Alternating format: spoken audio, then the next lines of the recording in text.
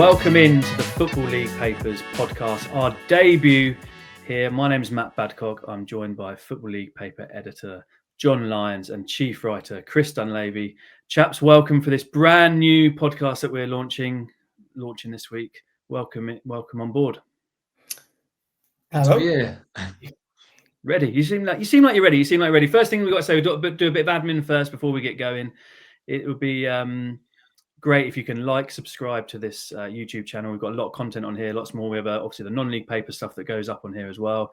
And also, if you don't know about the paper, we come out on a Sunday every week throughout the whole of the season, covering Championship, League One and League Two football. So subscribe to that and check us out online as well. But we'll start, chaps. I feel like the best place to start is with the big East Anglian derby at the weekend. Ipswich finally getting a win over their arch rivals Norwich City after 16 years.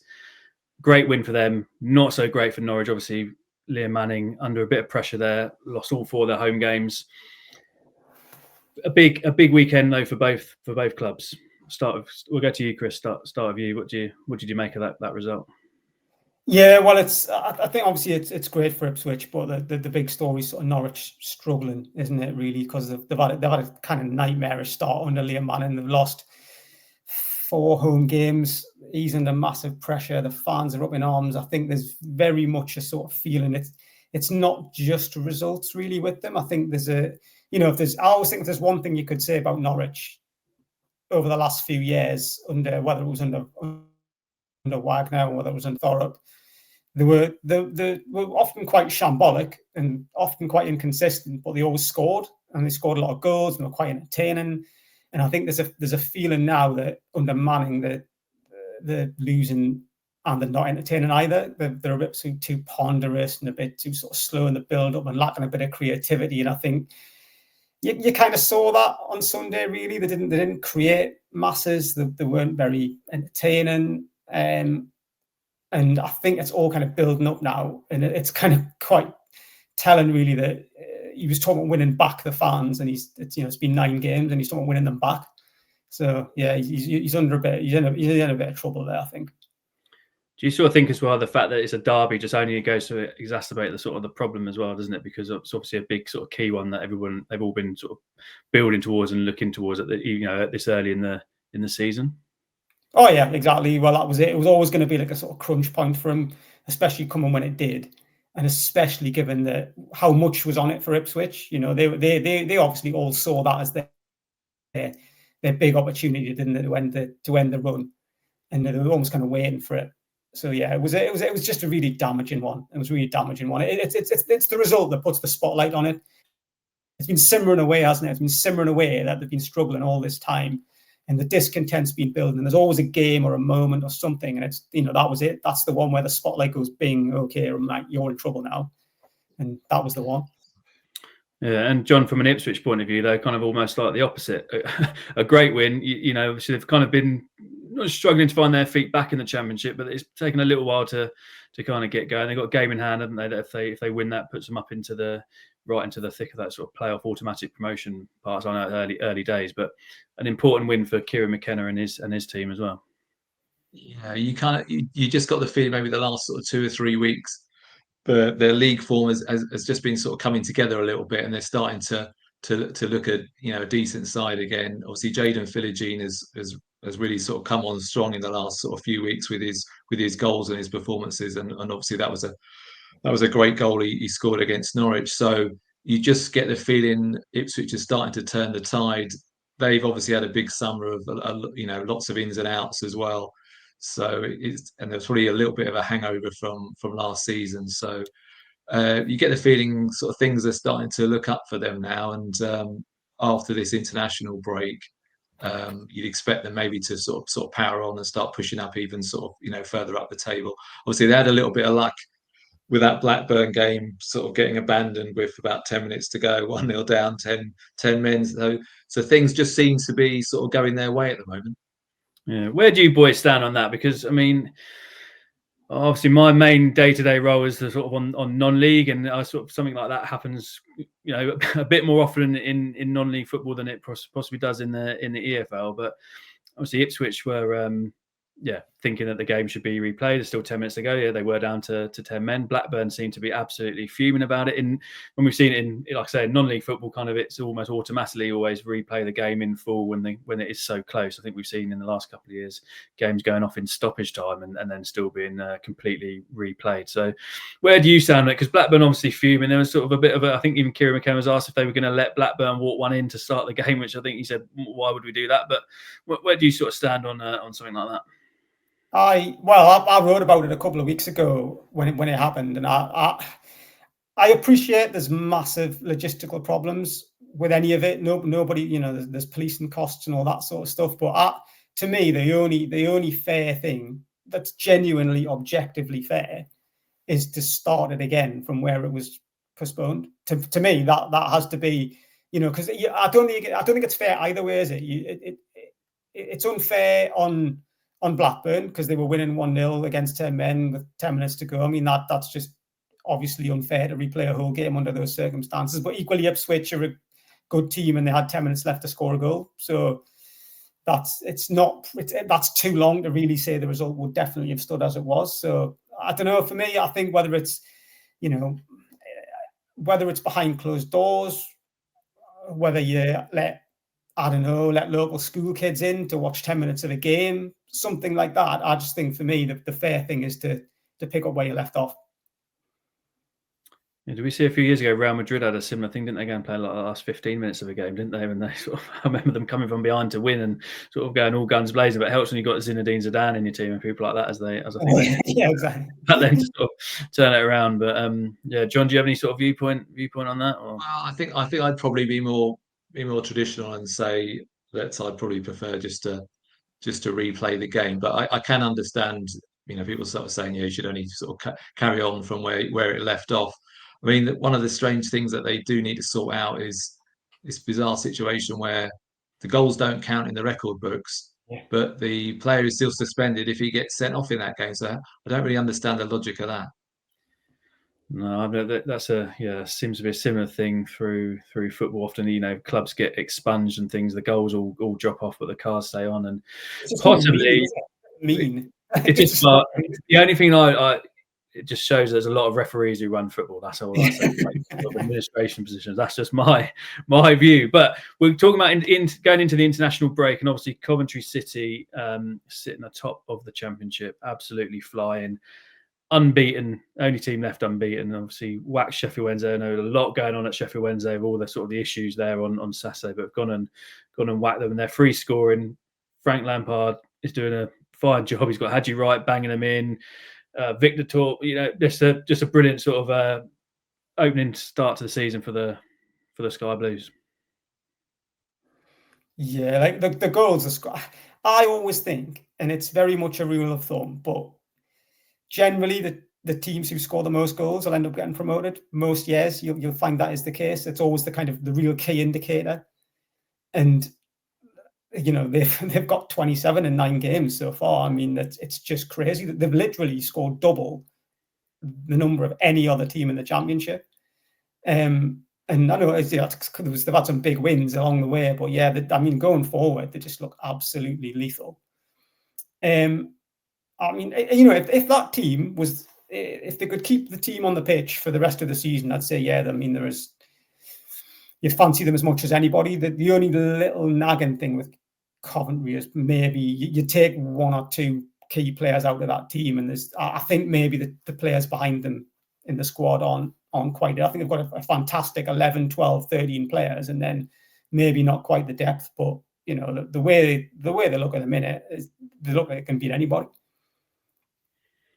Yeah, they have got quite a lot of goals coming from from different sources as well. So they have got some. They can make changes off the bench with their attacking players, and players can come on and make a difference. So that last week they had was it 3-0, 4-0, 5-0 wins was pretty incredible, really, and suggests that they are going to be very hard to stop with that with the firepower that they've got. I think Torp's quality. Like I remember seeing him when he first came and just thinking, like, there's a bloke who can score sort of 10, 15 goals from midfield. You could see he wasn't quite ready for the Championship, but it was all there. And I remember writing about it at the time and thinking, he's going to make a mug of us here, because it's taken him so long to get going. But I think, if he can stay fit, then they've got a kind of mini Lampard there who can score a ton of goals from midfield. Yeah, I was going to say, you obviously wrote about him in your column in Sunday's Football League paper, didn't you? And that sort of Lampard connection. How important is Lampard for someone like him? And literally, in terms of, in my lifetime, I can't think of anyone, certainly an English player or someone who's played in the Premier League, I can't think of anyone better at doing what he does, which is, making those runs into the box, taking shots on whenever they're on. And I think that's what you're seeing more from Torp now, is he was always getting into the positions, but he wasn't necessarily taking on the shots. And I think that's what you're seeing from him now. And I'd be amazed if that wasn't Lampard's influence and Lampard's coaching. I think Lampard just sends him like a YouTube link of all his goals or something. Just says, just try and do some of this. I mean, it should just fit any midfielder, really, shouldn't it? There you go. He's a pretty good person to sort of try and emulate in some form. Isn't he? But yeah, it's certainly going well. And I don't know who they're playing next, but maybe they're going to score 6. But they've obviously already scored 7, haven't they? When they beat QPR earlier in the season. I know you saw QPR recently, John, and they haven't lost since Coventry smashed them 7-1. And there was a lot of optimism around at the time, wasn't there? And then they had that big defeat to Coventry, but they've obviously put that behind them and really kind of kicked on again. Yeah. I mean, we had a column from Adam Virgo right at the start of the season, sort of saying that QPR had sort of pulled off a coup in appointing Julian Stefan. So obviously, when they had those early results, obviously especially that 7-1 defeat against Coventry at Coventry, then you sort of wondered whether it was true or not. So I think Adam's probably relieved that they put a run of results together now. And I think when they lost that game at Coventry 7-1, you'd never have thought sort of 6 games later that QPR would be sort of top of the form table. So they've done brilliantly to sort of turn it around. Watching them last week against Oxford, I probably saw probably the worst of those 6 games, because it wasn't a classic, to say the least. But the manager, I think afterwards, when he spoke afterwards, he talked about the fact that he had made probably a handful of changes for that game, and part of the reason for that was that he was looking at the Bristol City game on Saturday. Bristol City had an extra day's recovery time. Obviously, QPR were going away to Bristol City as well, so I think he thought he needed to make those changes on the day. It didn't pay off against Oxford, but obviously, what a great result they had at Bristol City, and they're starting to look as though they could do something this season. Obviously, they're in the playoff positions. Richard Kone has come in and scored a few goals, so he's looking like a good purchase for them. So it's starting to look a lot more promising there. How good is Kone, John? Because I've always thought QPR were a good striker away from being a good team for years, but they've never been able to quite get one. Yeah, well, I like him anyway. I mean, I saw quite a bit of him at Wycombe, and he's an all action centre forward. He can sort of hold the ball up. He can bring others into play. He can get on the end of crosses. He can run the channels. He works hard for the team. So he's got a little bit of everything. One thing that happened at last week's game was that he played behind Frey up front, so he was sort of playing in a bit of a number 10 role, which probably didn't really suit him as much. So I'd much rather have him up there as the main man, and then you can try and get your sort of service into him. But I mean, QPR have got some decent wingers as well now. They've got players who can sort of provide some ammunition. They've probably got more exciting players than they've had for a while. They've got players that they can bring off the bench. So yeah, all in all, it's looking a little bit more promising for them for this season now. Yeah, they've got Kwame Poku, who's been injured, hasn't he? Obviously got him in from Peterborough as well, didn't they? I think he's back possibly after the international break, along with Ilias Share as well. Having players like that, because we've talked about Poku as well before, John, and we've both seen him play for Peterborough, and he's looks a really real sort of exciting player as well, and really carries the ball up the pitch, real speed. He looks like a really great signing for them. Yeah, so they've got him, they've got Dembele, they've got Saito, they've got Paul Smith, they've got quite a range of options with players who can sort of play on the wing. They've got they've got a quality striker in now. So if they can keep sort of building on that, keep that momentum going, the fans are crying out for some entertainment, some goals, some maybe a promotion challenge this season. So they haven't had a lot to cheer about in recent seasons. So if they can keep even just in and around it, then it'll be good for them, and give their fans who've been waiting for a long time something to cheer about. Yeah, I think, Chris, we know that Richard Kone's good when we don't put him in our EFL fantasy team, because we both had him in last week and he didn't score. Both took him out at the weekend, and then he notches one. So I think it's sort of directly linked to us as well, probably, that we sort of seem to keep him out for the sake of QBR. Yeah. John, last week you saw Chris, last week you saw Sheffield United, and what a kind of a funny opening to the year they've had after going so close last season. Obviously Wilder back in now, but it's been a very odd start for the Blades. Yeah, it's kind of unfathomable, really. I mean, I know there's hangovers and there's hangovers, right? And I mean, this is sort of curled up in bed for a week hangover, this one. This is when you get into your 40s hangovers, sort of type. Yeah, it is. Yeah, it is. It's very much over. It just goes on for far too long, sort of months to take to recover. Especially when you've got children. Yeah. But no, there were it was a strange old game, really, that one, because they went ahead through Tyrese Campbell. Southampton weren't playing particularly well. They were okay, but they were making a lot of errors, and they couldn't really get any momentum up. And they went off at half time. Obviously, Chris Wilder leathered the ball at a supporter by accident, which probably didn't help the cause, and got sent off. But then they came out second half, and it just drifted away from them completely. Really, it was one of those where you can't say they did anything differently. It just, the intensity dropped and the kind of aggression dropped, and they just kind of let Southampton. They've been happy to let Southampton have the ball the whole game, really, I think, and that was very deliberate. But then all of a sudden, it's one of those things where they just kind of got on top of them and stayed on top of them, and before they knew it, they were 2-1 down, and it just wasn't. I think you think of those Sheffield United teams under Chris, they're always really aggressive. They're always really the press, and it's just hard for the opposition to sort of take a breather. And it wasn't like that at all. It was just like we're very passive and let Southampton come back into it. But I mean, it's still difficult to work. I mean, you look at the team they've got, and they just shouldn't be struggling. I mean, the Gus Harmer's still there, Championship Player of the Year last year.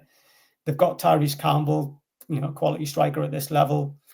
Harrison Burrows, probably best left foot in the league, give or take. Brilliant at set pieces. About 400 quality centre halves, which they signed in the summer. Arguably the best keeper in the league. I mean, he's had a bit of a nightmare, actually, Michael Cooper. He's not had the best start of the season, but he was brilliant last season. So it's very difficult to work out what's going on. It's hard to work out what's going on with them, because they didn't look like a team in good nick, but on paper they are. Probably a good time for them to have this international break now, and Chris Wilder's got a couple of weeks then to try and sort of get them out of this malaise, because he obviously came in. He's had a quick run of games. I think they just got the one win with him so far, haven't they? So they probably do need that break and have a rethink and get back to maybe some old principles and get back to some basics. Yeah, I think so. Yeah. But Southampton weren't wildly convincing either, though, I have to say. Ross Stewart was fantastic, but take him out of the equation and they looked very average, I would say. Definitely a team sort of still getting to grips with new manager, new system, new signings, all that sort of stuff. I think they'll improve invariably, but they didn't look like they would strike fear into too many people. Just thinking what a place Sheffield workplaces are at the minute, everything that's going on. I think Sheffield Wednesday is another.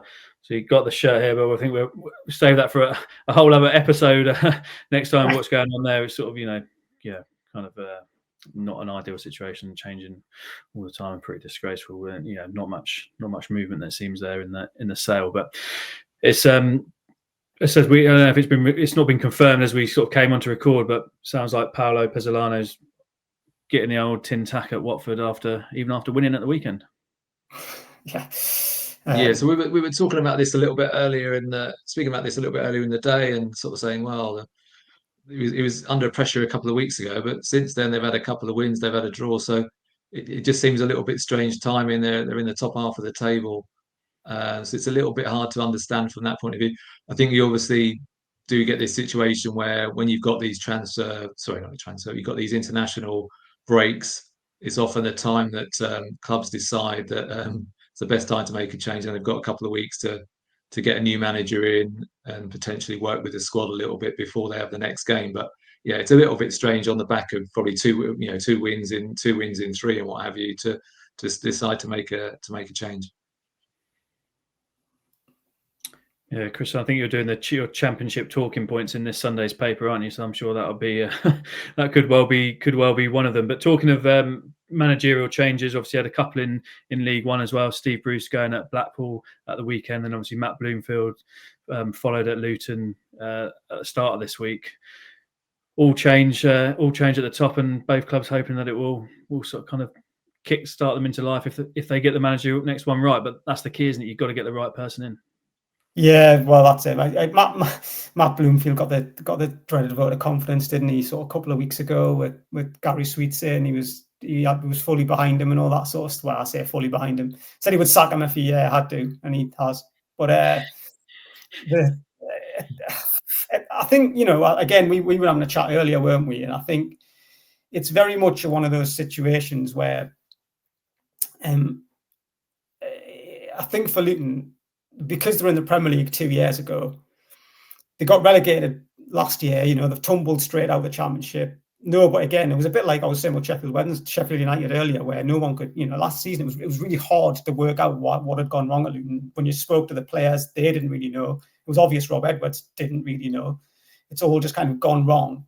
And then they've got a new manager, but it's kind of continued into this season, loads of new players, and it's just, they can't find any kind of rhythm or confidence. And I think, 2 years ago, you're playing Man City and you're playing Chelsea and you're playing Arsenal and you're giving them a game, and then all of a sudden you're losing 2-0 against Stevenage in League One, and it feels like yesterday, you know what I mean? And I think that is so hard to take as a club, as an owner, as supporters, when, it kind of brings it home, a real reality check as to where you've been and what's happening to the club. And I think especially it just feels like there's a bit of a sense of powerlessness and people don't know what's happening and what's going wrong.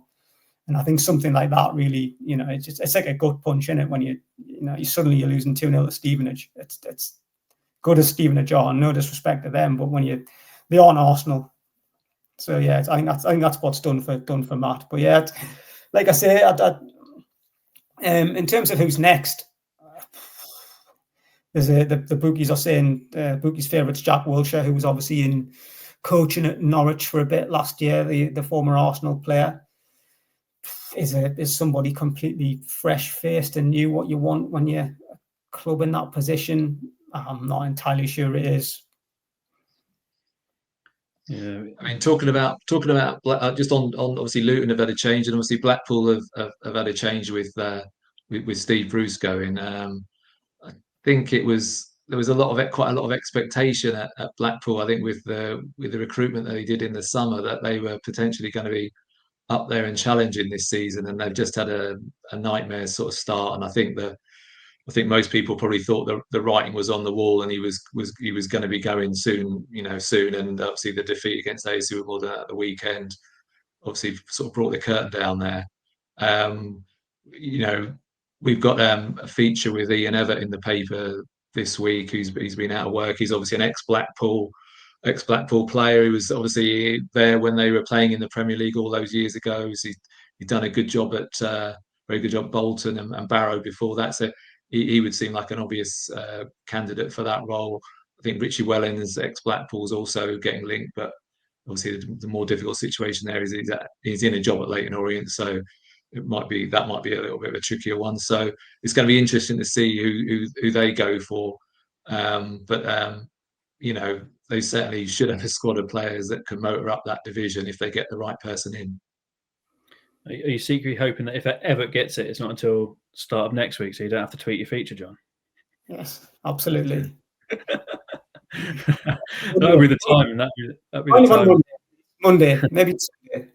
Yeah, Sunday would be fine. You just need, Sunday afternoon, early afternoon. So you don't have to tweak it too late on. But talking of sort of, Steve Bruce, obviously experienced manager going. We've seen an experienced manager coming back in, and Steve Cotterill returning to Cheltenham. Obviously, lost his job in the summer at Forest Green Rovers, having not got delivered the promotion that they were kind of going for. Difficult to get out of that National League when there's only 2 spots, but they had a bit of maybe a bit of a no-show in their sort of semi-final again in the playoffs in the National League in Southend, kind of rolled up and turned them over on penalties and got through to Wembley, where they obviously lost to Oldham. But it kind of hadn't quite happened really for Cotterill there at Forest Green, and I think the fans were kind of ready for a bit of a change. Robbie Savage has obviously gone in there, but Cotterill's found himself back in a club that he knows very, very well, where he's had success in the past at Cheltenham, and then his reigns got off to a good start of the weekend. I've sort of spoken to Steve off and on for years. I remember doing it. I think he went in at Notts County. Remember during that sort of crazy time about 15, 16 years ago when the sort of, was it some North Koreans or something? What was it was when they got bought by some absolute sort of shysters who didn't actually have any money, and kind of signed Kasper Schmeichel or they pretended to. They didn't actually pay them. Campbell went in and all that sort of. Oh yes, Campbell. Yeah. Anyway, Steve went in and mopped up that mess. And I remember speaking to him then about, and him saying he didn't want to have this reputation as a firefighter. He didn't want to be known as this guy who went in and saved troubled clubs. And that's pretty much all he's done since for a lot of the time. He's had good spells at Bristol City and stuff, but he is, he might not like that, but he is the guy you want in that situation, because he goes in, he kind of, so very much, it's similar to what Neil Warnock always did when he went into clubs who were that sort of, who were struggling and stuff. You go in, you strip it back to basics, you get the back 4 tight, you stop shipping goals, you get a bit of confidence up, and that's what he's always done, really. And he's kind of, is it particularly sophisticated? No, but he goes in and he gets a team functioning, and when you're down there at the bottom of the league, he's in my opinion, he's exactly what you want. Yeah, I guess especially when you've got that National League kind of like looking over your shoulder, and that sort of, we see what happens if you get pulled into there. Obviously, when they went down a few years ago, they did manage to get straight back out at the first time of asking. But that's not a division you really want to be dropping into, because we've seen how that swallows clubs up. And I guess that's in their thinking. Do you think, John, just like, let's try to cut this off now and let's get up the table and try and pull away from it as quickly as possible? Yeah, well, we had a column from Adam Virgo at the weekend. I think that was one of the things that he was saying, that they've made a decision early. They haven't made a sort of left field appointment, and then they're trying to maybe bring Steve Cotterill in later in the season, maybe with 10 games to go, to try to rescue them. He's got the bulk of the season to work with, and obviously that was a great start to beat Fleetwood at the weekend. He's a hometown boy. He's obviously had so much success there before, and sometimes I probably underestimate the importance of confidence and momentum in clubs. So he's gone in there. He's got a win. That'll give everyone a boost and a sort of pick me up, and that'll maybe sort of be a marker for them to go on a little run. And it's so early in the season that if you put a few wins together, you can sort of shoot up the table. For example, like we've seen sort of Barnet do in recent weeks, because they didn't start off particularly well, but now they've gone on a run, and they've surged up to sort of within fairly near the playoffs now. So it's a great opportunity for Steve at Cheltenham to get in there early in the season and sort of put a bit of a marker down, and hopefully, well, I'm sure he'll be optimistic he can get them right away from trouble. Yeah, there's an amusing interview with Robbie Savage at Forest Green last week where he said that because he was sort of like linked to the job a little bit as well, I think. And he said I'd have kept him up. So Savage seems to think that he would have gone in there, done a good job, and as you say, surely Cotterill will get him going as well. And Savage probably thinks he could get them Champions League in 4 years, doesn't he? He probably could. Talking of your EFL team, Chris, you've had Jack Payne in there quite a lot of the season in your EFL fantasy team. Take him out, and then he scores a hat trick for Colchester in a big 6-2 win over against Chesterfield. So that's a great win for Colchester. I'll keep him out for the rest of the season in Colchester favour. Cowleys will be pleased if he can. Yeah, he's a grip. Well, I've been sort of waiting for them to get going under Danny, because you know he tends to get teams going, and they've sort of stuttered and staggered along a little bit. But yeah, that hopefully you like to see something like that. We lift off for them. Going back to Jack Payne, I mean he's just been a quality player for a long time, hasn't he? I mean he's sort of technical ability and stuff, like I don't know. He seems to me miles above League Two, but yeah, I mean, they've got him. They've got several other good players. They've got the Cowleys who know what they're doing. I mean, it's kind of all there, really. You're just kind of waiting for them to get going. Yeah, I think that's the thing, isn't it? As you say, John's saying again, it goes early days and lots of football still to be played. But if you can kind of get up that table as quickly as possible, it gives you that sort of, real kind of platform to build on going into this into the stereotypical busy Christmas period, doesn't it? Where kind of you get crazy results and lots going on. But we see at the top of the league, Walsall, and after last season's collapse is probably the only way to describe it. Really, they were sort of all guns blazing. It looked like they were kind of up. Yeah, probably the champagne had been ordered and was in the fridge, and they were ready to celebrate, and it kind of all fell a bit flat. But they've started well again at Walsall, and they'll be feeling good about that. We were talking about teams with hangovers earlier. They're certainly not having that, are they? No, they've done brilliantly. I mean, I think we sort of wondered at the start of the season, how they were going to do after obviously the double disappointment of obviously letting the automatic promotion places slip, and obviously then losing in the playoff final as well. So you did sort of fear the worst. It might be a sort of tricky start to the season, but they've turned it around really well very quickly now. Aidan Flint obviously gives them a lot of experience at the back. I spoke to Harrison Burke, for the new sort of centre back they signed from Chester. I spoke to him recently, and I think he's loving that sort of football league experience and playing alongside Aidan as well and learning from him.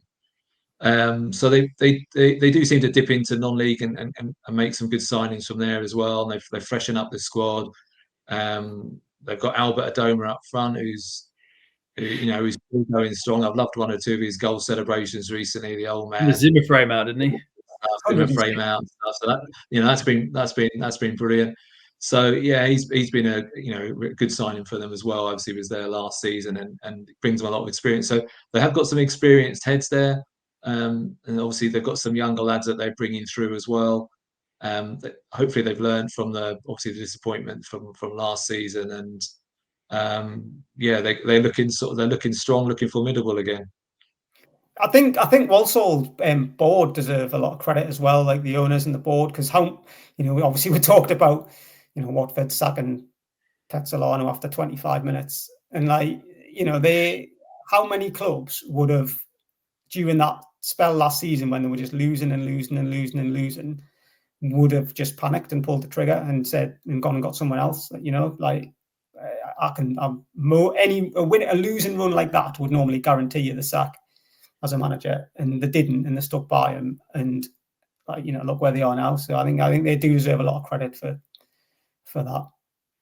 On Albert Adoma, I remember years and years ago, he people talk about football as being inaccessible and all this sort of stuff. He was at the World Cup with Ghana, and I just rang him on the off chance to try and get a piece for, I think it was a non-league paper at the time, because he'd come through the non-league scene, hadn't he? It would have been in the summer. We always try and tap into those non-league stories, don't we? So anybody with non-league roots. If you've driven past a non-league football ground, you might, and you're in the World Cup, you might have a 500-word piece, if not more, in the non-league paper about you. But if you've played, then that's a whole feature, a bonus, whole pull out. But he picked up his phone while he was at the World Cup with Ghana, And then also arranged for, I think all his family had been wearing sort of T-shirts with his face on for the whole World Cup. So I think he got his mum to send us a picture of one or something that all the family had been wearing as well. So there you go. My lovely bloke. Hasn't forgotten his roots as well. Obviously came through at Harrow. He still goes down at Harrow and does bits down there, I think. And he's play with, like, wasn't he on the bins? Wasn't it? There was something to do with like the bin men or something. I thought he was a painter. I thought he was a painter and decorator, wasn't he? Oh, was he a painter and decorator? But I don't know if he. Maybe I'm not sure. Anybody else. Was it? You might be thinking of Tony Taggart. I might be. I think Tony Taggart was on the bins. Tony Taggart. Oh. I remember you doing a piece of his old Harrow manager David Howe, sort of around that thing about him, sort of where he was like doing hanging wallpaper up or something like that when the call gets something like that. I remember him. Yeah, I remember him when he first came through at Harrow, and he was obviously playing on the wing, and he was obviously a young lad coming through then. And he was a really exciting player. So yeah, he's had a lengthy career now, but it's great to see one of those old, one of those players who was a star back in the day. He's sort of still, he's still going strong now and still sort of making an impact. And what a great player for some of the young lads at Walsall to learn from. Yeah, you wouldn't bet against him coming back and having a bit of non-league football before he probably hangs them up as well. From looking like someone like Kevin Ellison, who's still going strong in non-league football as well, and been around for a long time. They do all right. Some of these golden oldies, don't they? Some of them managed to keep going.